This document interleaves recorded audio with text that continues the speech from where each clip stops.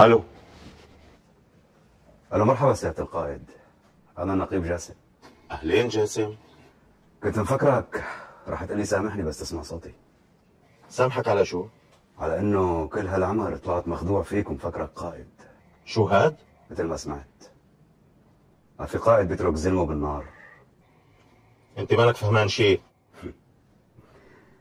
يلي بفهمه انك طلعت صغير، وبوط اصغر عسكري عندي طلع بيسوى كل رتبك. خراسه لك. انت ولك. اسمع، دم جنودي اللي راح هدر بسبب اوامرك السخيفه راح يعذب ضميرك كل العمر هذا اذا ضل عندك ضمير. وانا داير اقول لك كلمه واحده وريح بالي.